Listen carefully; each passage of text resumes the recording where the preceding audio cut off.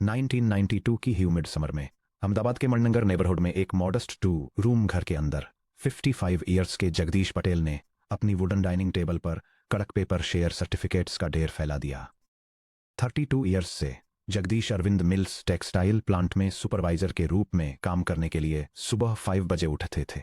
उनके हाथों पर इंडिगो डाई का परमानेंट हल्का नीला दाग था और उनकी बैक पर कंक्रीट फैक्ट्री फ्लोर्स पर बिताए 3 डिकेड्स का दर्द रहता था।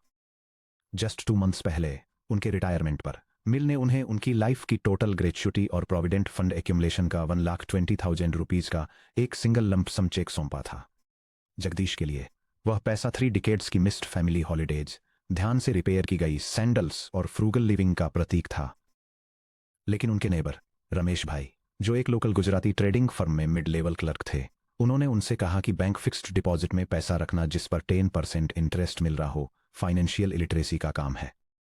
सेंसेक्स 4,000 क्रॉस कर चुका है। जगदीश भाई, रमेश भाई ने शाम की चाय पर एक फटे पुराने न्यूज़पेपर की हेडलाइन की तरफ इशारा करते हुए इंसिस्ट किया था, बिग बुल हर किसी को करोड़पति बना रहा है। अगर आप अपनी ग्रेच्युटी एसीसी और वीडियोकॉन में डालते हैं तो आपका 1,20,000 रुपीज दिवाली तक 30 लाख रुपीज बन जाएगा। ये गारंटीड मनी है। कॉरपोरेट इंडिया बदल रहा है। जगदीश ने कभी बैलेंस शीट नहीं पढ़ी थी। उन्हें नहीं पता था कि प्राइस टू अर्निंग्स रेशियो क्या होता है, और नहीं वह समझते थे कि एसोसिएटेड सीमेंट कंपनीज वास्तव में क्या मैन्युफैक्चर करती है। लेकिन फियर ऑफ मिसिंग आउट नशीला था और एफर्टलेस वेल्थ का प्रॉमिस इर्रेसिस्टिबल था। उन्होंने अपना पूरा रिटायरमेंट नेस्ट एग रमेश भाई के ब्रोकर को दे दिया और एसीसी के शेयर्स लगभग 9,000 रुपीज पर शेयर की पीक प्राइस पर खरीदे। साथ ही वीडियोकॉन में भी हैवी एलोकेशन किया। लेट अप्रैल 1992 तक यह इल्यूजन टूट गया। जर्नलिस्ट सुचेता दलाल ने द टाइम्स ऑफ इंडिया में स्टेट बैंक ऑफ इंडिया के ट्रेजरी अकाउंट्स में 4,000 करोड़ रुपीज के एक मैसिव होल की न्यूज ब्रेक की। हर्षद मेहता स्कैम अनरेवल हो चुका था। अगले कुछ महीनों में सेंसेक्स अपनी लगभग 4,500 की बुलंदियों से गिरकर 2,500 पर आ गया। जिस आर्टिफिशियल डिमांड ने एसीसी के स्टॉक प्राइस को ऊपर बढ़ाया था, वह रातों रात गायब हो गई। जगदीश ने सहमे हुए देखा कि उनकी डाइनिंग टेबल पर रखे पर सर्टिफिकेट्स फाइनेंशियल पॉइजन बन चुके थे। जब उन्होंने आखिरकार 1992 के एंड में अपने घर के खर्चों के लिए कैश जुटाने को अपनी पोजीशन लिक्विडेट की, तो उनकी 1,20,000 रुपीज की लाइफ सेविंग्स घटकर सिर्फ 38,000 रुपीज रह गई थी। जगदीश ने अपनी बाकी जिंदगी में कभी दूसरा स्टॉक नहीं खरीदा। और भी दुखद बात यह है कि नुकसान जगदीश तक ही सीमित नहीं रहा। उनका बेटा राजेश, जो 15 ईयर्स का था जब उसने अपने पिता को उन बेकार शेयर सर्टिफिकेट्स पर रोते हुए देखा था, अब 40 का है। आज राजेश एक सक्सेसफुल सॉफ्टवेयर टेक्नीशियन है, लेकिन उसकी फैमिली की सेविंग्स का एक एक रुपया सिर्फ bank fixed deposits, post office recurring deposits और फिजिकल गोल्ड में ही रखा है। जब भी उसकी वाइफ इन्फ्लेशन को मात देने के लिए low cost Nifty 50 index fund में इन्वेस्ट करने की सलाह देती है, तो राजेश बिल्कुल उसी लाइन के साथ बातचीत बंद कर देता है। पापा ने शेयर्स में सब कुछ खो दिया। स्टॉक मार्केट सट्टेबाजी के अड्डे के अलावा कुछ नहीं है। यह उस जनरेशनल फाइनेंशियल ट्रॉमा का जीता जागता एग्जाम्पल है जिसके बारे में हमने चैप्टर 3 सेक्शन 3.1 में बात की थी। एक सिंगल फाइनेंशियल स्कैम सिर्फ बैंक स्टेटमेंट की एक लाइन आइटम को नहीं मिटाता, बल्कि यह एक रेडिएशन लीक की तरह काम करता है जो दशकों तक पूरी फैमिली लाइन के फाइनेंशियल माइंडसेट को खराब कर देता है। एक इन्फ्लेटेड बबल का शिकार होकर जगदीश ने न केवल 82,000 रुपीज खोए, बल्कि अनजाने में अपनी आने वाली जनरेशन्स को आधुनिक भारत के सबसे बड़े वेल्थ क्रिएशन इंजन से दूर कर दिया। खुद को और अपनी फैमिली को इस दुखद साइकिल को दोहराने से बचाने के लिए आपको यह समझना होगा कि ये फाइनेंशियल इल्यूजन्स कैसे बनाए जाते हैं। इंडिया में मार्केट स्कैम्स कोई रैंडम एक्ट्स ऑफ गॉड नहीं है, वे एक प्रेडिक्टेबल फॉरेंसिक एनाटॉमी को फॉलो करते हैं। Section break. इंडिया के ग्रेट मार्केट स्कैम्स की फॉरेंसिक एनाटॉमी। जिन्हें इसके बारे में पता नहीं है, उनके लिए स्टॉक मार्केट कोलैप्स अचानक आए पैनिक की तरह लगते हैं। हालांकि एक ट्रेंड फाइनेंशियल ऑब्जर्वर के लिए ये रेत पर बने घर के इनेविटेबल स्ट्रक्चरल फेलियर जैसे होते हैं। डेकेड्स के दौरान भले ही टेक्नोलॉजी चेंज हो गई हो, लेकिन इंडियन मार्केट मैनिपुलेशन के अंडरलाइंग मैकेनिक्स काफी कंसिस्टेंट रहे हैं। The cycle of speculation. The mechanism है इलिसिट लेवरेज, यानी बैंक फंड्स या सर्कुलर ट्रेड्स, जो ले जाता है द इल्यूजन की तरफ, जो है आर्टिफिशियल डिमांड और प्राइस इन्फ्लेशन यानी रिटेल फोमो, और ये ले जाता है द रेकनिंग की तरफ, जो है सिस्टम कोलैप्स और प्राइस क्रैश यानी retail ruin. Harshad Mehta scam 1992, bank settlement gaps का एब्यूज। अर्ली 1990s में इंडिया का banking infrastructure manual paper based settlement systems पर ऑपरेट करता था। गवर्नमेंट बॉन्ड्स और सिक्योरिटीज बैंकों के बीच एक फाइनेंशियल इंस्ट्रूमेंट का यूज करके ट्रेड किए जाते थे, जिसे रेडी फॉरवर्ड यानी आरएफ डील के नाम से जाना जाता था। जब बैंक बी को गवर्नमेंट सिक्योरिटीज बेचता था तो ट्रांजैक्शन एक इंटरमीडियरी ब्रोकर के थ्रू सेटल होता था, जो फंड्स को ट्रांजिट में रखता था। बॉम्बे स्टॉक एक्सचेंज से ऑपरेट करने वाले एक कैरिस्मेटिक ब्रोकर हर्षद मेहता ने इस सेटलमेंट आर्किटेक्चर में एक फेटल फ्लॉ आइडेंटिफाई किया, और वो था टाइम लैग। एक पैसिव मिडलमैन की तरह एक्ट करने के बजाय मेहता ने कॉम्प्लायंट बैंक ऑफिशियल्स को, खासकर नेशनल हाउसिंग बैंक और स्टेट बैंक ऑफ इंडिया के, परस्यूड किया कि वे काउंटर पार्टी बैंक के बजाय सीधे उनके पर्सनल ब्रोकरेज अकाउंट में चेक इश्यू करें। सेलिंग बैंक की बुक्स में मिसिंग सिक्योरिटीज को कवर करने के लिए मेहता ने बैंक ऑफ कराड़ और मेट्रोपॉलिटन कोऑपरेटिव बैंक जैसे छोटे कॉम्प्रोमाइज्ड कोऑपरेटिव बैंकों द्वारा इश्यू की गई फेक बैंक रिसीट्स यानी BRAs का यूज किया। हजारों करोड़ के चुराए हुए zero cost bank treasury funds के साथ मेहता ने इक्विटी मार्केट में एंट्री ली। वो सुपीरियर कॉर्पोरेट अर्निंग्स एनालिसिस या डिस्काउंटेड कैश फ्लो मॉडल्स के बेस पर स्टॉक्स एक्वायर नहीं कर रहा था। वो ACC, अपोलो टायर्स और रिलायंस इंडस्ट्रीज जैसी स्पेसिफिक कंपनीज में फ्लोटिंग स्टॉक के मैसिव ब्लॉक्स खरीदने के लिए इलिसिट अनबैक्ड लीवरेज का यूज कर रहा था। मैकेनिक को कंसीडर कीजिए, अगर किसी स्टॉक की floating supply limited 10 lakh shares की है और कोई ऑपरेटर बरो किए हुए 1000 करोड़ रुपीज के साथ हर एक अवेलेबल शेयर खरीदने के लिए मार्केट में एंटर करता है, तो प्राइस का स्काई रॉकेट होना तय है। SEC कुछ ही महीनों में 200 रुपीज से बढ़कर 9000 रुपीज पर शेयर से भी ऊपर चला गया, एक स्टैगरिंग 4400% इंक्रीज। इसलिए नहीं कि कंपनी ने अचानक कोई revolutionary cement manufacturing process discover कर लिया था, बल्कि इसलिए क्योंकि बॉटमलेस बैंक फंड्स वाला एक आर्टिफिशियल बायर फ्लोर पर मौजूद हर शेयर को वैक्यूम कर रहा था। रिटेल पब्लिक ने इन पैराबोलिक चार्ट लाइंस को देखा और बिग बुल के ग्लोइंग मीडिया प्रोफाइल्स को पढ़कर टॉप पर खरीदने के लिए भागदौड़ की। उन्होंने आर्टिफिशियल लिक्विडिटी को स्ट्रक्चरल कॉर्पोरेट स्ट्रेंथ समझ लिया। जब आखिरकार इन्वेस्टिगेटिव जर्नलिज्म और बैंकिंग ऑडिट्स से फ्रॉड एक्सपोज हुआ तो इलिसिट क्रेडिट टैप अचानक बंद हो गया। मेहता की बाइंग रुक गई। प्राइस को सपोर्ट करने वाली आर्टिफिशियल बिड के बिना वैल्यूएशन एयर पॉकेट्स खुल गए और शेयर प्राइसेस क्रैश होकर रियलिटी पर आ गए, जिससे जगदीश जैसे रिटेल इन्वेस्टर्स ऐसी कंपनियों में इक्विटी होल्ड करते रह गए जिनकी मार्केट प्राइसेस उनकी अंडरलाइंग इकोनॉमिक वर्थ से पूरी तरह डिकपल हो चुकी थीं। The Ketan Parikh scam 2001, circular trading and the K10 collapse 1992 crash के एक डिकेड बाद एक नया मार्केट ऑपरेटर बिल्कुल वही सेम आउटकम इंजीनियर करने के लिए एक डिफरेंट स्ट्रक्चरल मैकेनिज्म का यूज करते हुए उभरा। मेहता के फॉर्मर एसोसिएट केतन पारिक ने अपना अटेंशन 10 टेक्नोलॉजी, मीडिया और टेलीकम्युनिकेशंस TMT स्टॉक्स के बास्केट पर फोकस किया, जिन्हें के 10 स्टॉक्स के नाम से जाना जाने लगा, जिसमें Himachal futuristic communications limited HFCL, global tele systems Zee telefilms और पेंटामीडिया ग्राफिक्स जैसी एंटिटीज शामिल थीं। पारेख का ऑपरेशन मैनिपुलेशन के 2 अलग अलग इंजनों पर टिका हुआ था। सर्कुलर ट्रेडिंग, पारेख ने आपस में जुड़े shell entities, overseas corporate bodies OCBs और फ्रेंडली ब्रोकरेज अकाउंट्स का एक जाल बनाया। ये अकाउंट्स पूरे ट्रेडिंग सेशन के दौरान आपस में ही सेम शेयर्स का भारी volume back and fourth trade करते थे। इससे 2 इल्यूजन क्रिएट हुए। पहला, हाई लिक्विडिटी, जिससे स्टॉक सेफ और हैवीली ट्रेडेड दिखने लगा, और दूसरा, प्राइस में एक स्टेडी अपवर्ड मार्च। कोऑपरेटिव बैंक पे ऑर्डर्स। इस सर्कुलर मशीन को फाइनेंस करने के लिए पारेख ने कोऑपरेटिव बैंकों से फंड साइफन किए, जिनमें सबसे बदनाम Madhavpura mercantile cooperative bank MMCB था। उसने MMCB से अनबैक्ड पे ऑर्डर्स, जो मूल रूप से बिना पर्याप्त कैश बैलेंस के जारी किए गए कैशियर्स चेक थे, हासिल किए और उनका इस्तेमाल ग्लोबल ट्रस्ट बैंक जैसे कमर्शियल इंस्टीट्यूशंस से और भी बड़े सम्स बरो करने के लिए कोलैटरल के रूप में किया। अपने बरो किए हुए कैपिटल को मिड कैप TMT स्टॉक्स के एक सिलेक्ट ग्रुप पर कंसंट्रेट करके पारेख ने वैल्यूएशंस को एब्सर्ड लेवल्स तक इन्फ्लेट कर दिया। HFCL for instance under 50 rupees से बढ़कर ओवर 2500 रुपीज पर शेयर तक पहुंच गया। लेट 1990s के ग्लोबल .com बूम से मेस्मराइज होकर रिटेल इन्वेस्टर्स मानते थे कि पारेख एक विजनरी थे जो न्यू इकोनॉमी को समझते थे। लेकिन जब मिड 2000 में ग्लोबल नेस्डैक बबल बर्स्ट हुआ तो इंटरनेशनल टेक्नोलॉजी वैल्यूएशंस कोलैप्स हो गईं। जब रिजर्व बैंक ऑफ इंडिया ने इसके बाद एमएमसीबी का ऑडिट किया और पारेख की एंटिटीज को इश्यू किए गए हंड्रेड्स ऑफ करोड़ के अनक्लियर्ड पे ऑर्डर्स का पता लगाया तो लिक्विडिटी चेन स्नैप हो गई। केटेन स्टॉक्स कुछ ही महीनों में 80 to 95% तक प्लमेट हो गए। Thousands of middle class families जिन्होंने अपनी savings high flying tech stocks में लगा दी थी, उन्होंने ये बिटर लेसन सीखा कि सर्कुलर वॉल्यूम रियल वॉल्यूम नहीं होता और मोमेंटम फंडामेंटल वैल्यू नहीं है।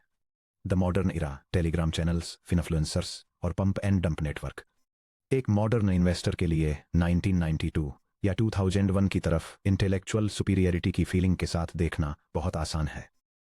हम खुद से कहते हैं कि dematerialized accounts, instant UPI payments, real time SEBI monitoring और T+1 सेटलमेंट साइकिल्स के इस दौर में इतना क्रूड मैनिपुलेशन इम्पॉसिबल है। वह असम्पशन डेंजरस है। वे न्यू बॉम्बे स्टॉक एक्सचेंज की ट्रेडिंग रिंग से शिफ्ट होकर स्मार्टफोन स्क्रीन्स पर आ गया है, लेकिन इसके पीछे की अंडरलाइंग साइकोलॉजिकल ट्रिक आज भी वही है। आज के ऑपरेटर्स थिन ट्रेडिंग, लिक्विडिटी वाली माइक्रो कैप और स्मॉल कैप कंपनियों को एक्सप्लॉइट करते हैं। ये modern pump and dump scheme एक रिफाइंड असेंबली लाइन की तरह चलती है। Modern pump and dump mechanism. Quite accumulation में ऑपरेटर्स बहुत कम प्राइसेस पर चुपचे लिक्विड माइक्रो कैप्स खरीदते हैं, जिससे सोशल हाइप इंजन बनता है, जैसे Telegram VIP channels, YouTube finfluencers और फेक ट्रेडिंग स्क्रीनशॉट्स। जिससे रिटेल एग्जीक्यूशन होता है और अनजान रिटेल बायर्स बढ़ी हुई प्राइसेस पर खरीदकर एग्जिट लिक्विडिटी प्रोवाइड करते हैं। Quite accumulation. ऑपरेटर्स कई महीनों में 100 करोड़ रुपए से कम मार्केट कैपिटलाइजेशन वाली कंपनी में फ्लोटिंग स्टॉक चुपचाप खरीदते हैं, जिससे प्राइस धीरे धीरे ऊपर जाता है। The social hype engine. एक बार जब ऑपरेटर के पास ज्यादातर स्टॉक आ जाता है तो वे unregulated Telegram channels, WhatsApp tip groups और पेड सोशल मीडिया फिनफ्लुएंसर्स का एक इकोसिस्टम डिप्लॉय करते हैं। नरेटिव बहुत ध्यान से बनाया जाता है। Undervalued green energy penny stock जल्द ही $multi-million का गवर्नमेंट कॉन्ट्रैक्ट साइन करने वाला है। The retail trap. इमरान को ही लीजिए, जिनसे हम सेक्शन 7.5 में मिले थे, जो एक हार्डवर्किंग स्मॉल बिजनेस ओनर हैं जिन्होंने टेलीग्राम पर एक वीआईपी ट्रेडिंग चैनल ज्वाइन करने के बाद अपने इमरजेंसी कैश रिजर्व्स खो दिए। इमरान को एक माइक्रो कैप टेक्सटाइल स्टॉक खरीदने की टिप मिली थी, जो लगातार 5 डेज से अपर पर सर्किट छू रहा था। या फिर सेक्शन 6.11 के निखिल को देखिए, जिन्होंने व्हाट्सएप ग्रुप में शेयर किए गए फेक ट्रेडिंग प्रॉफिट्स के ग्लोइंग स्क्रीनशॉट्स देखकर इक्विटी खरीदी थी। दोनों केसेज में इमरान और निखिल इन्वेस्टिंग नहीं कर रहे थे, वे केवल एग्जिट लिक्विडिटी की तरह काम कर रहे थे। ऑपरेटर्स ने अपने एक्यूमुलेटेड शेयर्स हजारों ईगर रिटेल बायर्स पर डंप कर दिए। जैसे ही ऑपरेटर्स बाहर निकले, बाइंग बिड गायब हो गई, स्टॉक में लगातार लोअर सर्किट लगने लगे और रिटेल इन्वेस्टर्स उन शेयर्स के साथ ट्रैप होकर रह गए जिन्हें वे किसी भी प्राइस पर नहीं बेच सकते थे।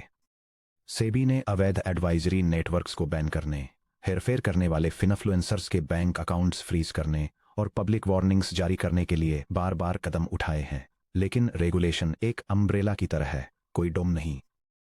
यह उस इन्वेस्टर को नहीं बचा सकता जो खुद अपनी मर्जी से अनवेरिफाइड टिप्स के तूफान में बाहर निकलता है। Section break. बेंजामिन ग्राहम की surgical line investment versus speculation. Harshad Mehta द्वारा अपनी पहली बैंक रिसीट डाइवर्ट करने से बहुत पहले, केतन पारिक द्वारा अपना पहला सर्कुलर ट्रेड एग्जीक्यूट करने से बहुत पहले और पहला टेलीग्राम टिप चैनल बनने से कई दशक पहले, लेजेंडरी इन्वेस्टर बेंजामिन ग्राहम ने उस फंडामेंटल गलती को पहचान लिया था जो रिटेल इन्वेस्टर्स को बर्बाद करती है। अपनी 1949 की मास्टरपीस द इंटेलिजेंट इन्वेस्टर में ग्राहम ने एक ऐसी डेफिनेशन दी जिसे हर इंडियन मिडिल क्लास वर्कर को डीमैट अकाउंट खोलने से पहले याद कर लेना चाहिए। एक इन्वेस्टमेंट ऑपरेशन वह है जो थरो एनालिसिस के बाद प्रिंसिपल की सेफ्टी और एक एडिक्वेट रिटर्न का वादा करता है। जो ऑपरेशंस इन रिक्वायरमेंट्स को पूरा नहीं करते, वे स्पेक्युलेटिव होते हैं। ग्राहम के शब्दों की सर्जिकल प्रिसिजन पर ध्यान दीजिए। वे किसी एसेट क्लास के आधार पर इन्वेस्टमेंट को डिफाइन नहीं करते, जैसे कि स्टॉक्स स्पेक्युलेटिव हैं और फिक्स्ड डिपॉजिट्स इन्वेस्टमेंट्स हैं। वे इसे बायर्स के प्रोसेस से डिफाइन करते हैं। कोई भी ऑपरेशन इन्वेस्टमेंट के रूप में तभी क्वालिफाई होता है जब 3 कंडीशंस एक साथ पूरी होती हैं। Thorough analysis. आपने इंडिपेंडेंटली एंटरप्राइज के business operations, debt levels, revenue growth, competitive moat और मैनेजमेंट इंटीग्रिटी की जांच की है। सेफ्टी ऑफ प्रिंसिपल, बिजनेस की इंट्रिंसिक वैल्यू के मुकाबले चुकाई गई कीमत यह सुनिश्चित करती है कि नॉर्मल इकोनॉमिक कंडीशंस में आपकी इनिशियल कैपिटल परमानेंट लॉस से सुरक्षित रहे। एन एडिक्वेट रिटर्न, आप मार्केट सेंटिमेंट से रातों रात होने वाले फायदे के बजाय कंपनी की एक्चुअल अर्निंग्स ग्रोथ और डिविडेंड्स से जुड़े रीजनेबल रिटर्न की उम्मीद करते हैं। Benjamin Graham's spectrum, investment operation versus speculative operation. Investment operation का मतलब है थरो बिजनेस एनालिसिस, प्रिंसिपल पर मार्जिन ऑफ सेफ्टी और adequate business driven long term returns. Speculative operation का मतलब है नेबरहुड गॉसिप या टिप्स, अंडरलाइंग वैल्यू की इग्नोरेंस और हायर प्राइस पर किसी ग्रेटर फूल को बेचने की उम्मीद। ग्राहम स्टैंडर्ड के हिसाब से जगदीश पटेल 1992 में इन्वेस्ट नहीं कर रहे थे, वह तो आंख बंद करके स्पेकुलेट कर रहे थे। उन्होंने जीरो एनालिसिस किया, इलीगल बैंकिंग लीवरेज से बढ़े हुए प्राइस पे किए। उनके पास कोई मार्जिन ऑफ सेफ्टी नहीं था और वे पूरी तरह से आस पड़ोस की गॉसिप से ड्राइव हो रहे थे। इसी तरह जब इमरान ने टेलीग्राम नोटिफिकेशंस पर ट्रेड किया या जब निखिल ने व्हाट्सएप फॉरवर्ड्स में रेकमेंड किए गए स्टॉक्स खरीदे, तो वे पूरी तरह से स्पेकुलेटिव ऑपरेशंस में पार्टिसिपेट कर रहे थे। वे दाम लगा रहे थे कि कल कोई और एक ग्रेटर फूल आएगा और उनसे वे शेयर्स और भी हायर प्राइस पर खरीद लेगा।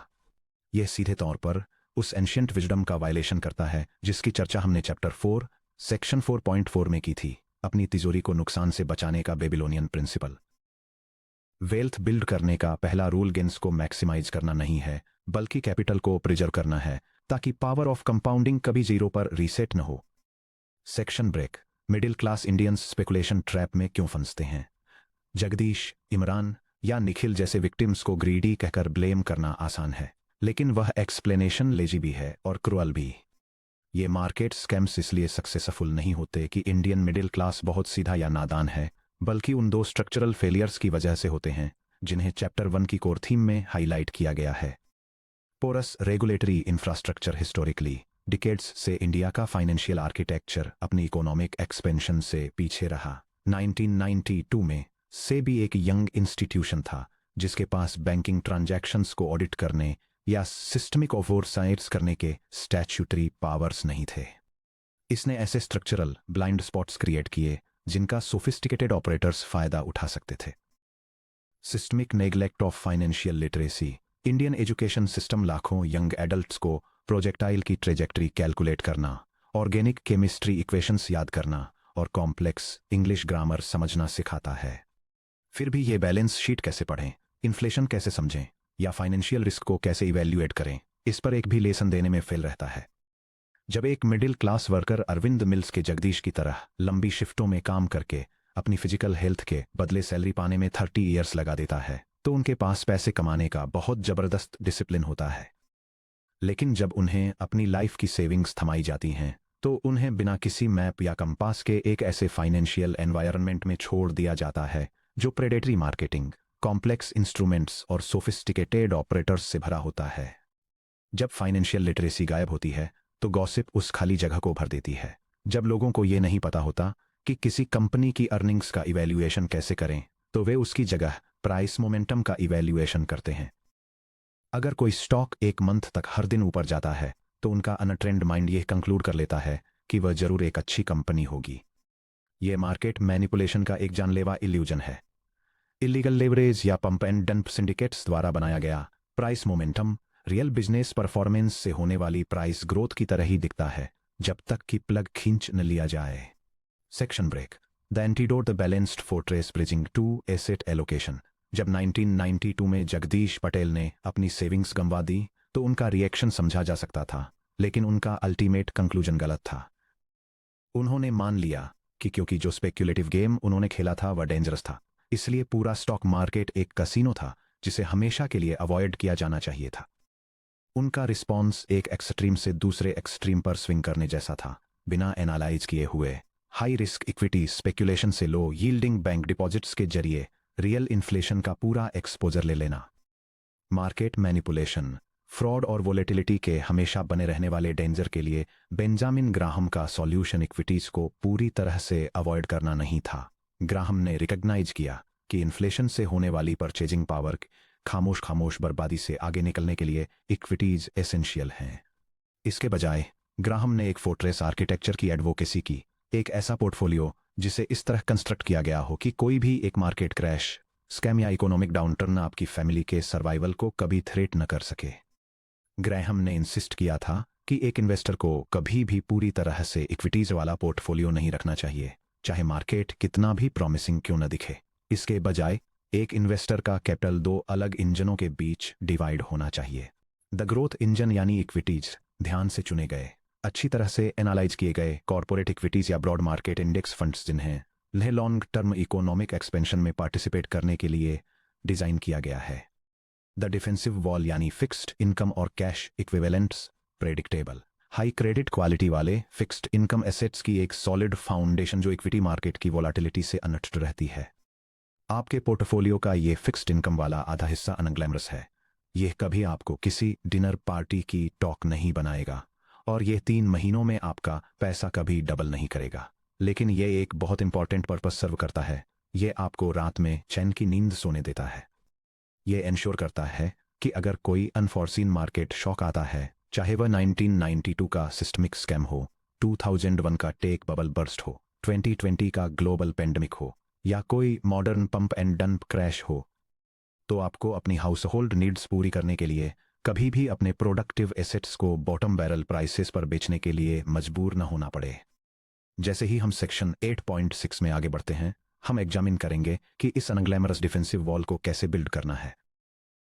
हम एक्सप्लोर करेंगे कि अपने फिक्स्ड इनकम एलोकेशन को कैसे स्ट्रक्चर करें ताकि वह आपकी वेल्थ के लिए एक शॉक एब्जॉर्बर की तरह काम करे और यह इंश्योर करे कि आपकी फैमिली की फाइनेंशियल सिक्योरिटी कभी भी अगले मार्केट बुल के वादों या अगले मार्केट ऑपरेटर की ईमानदारी पर डिपेंड न रहे।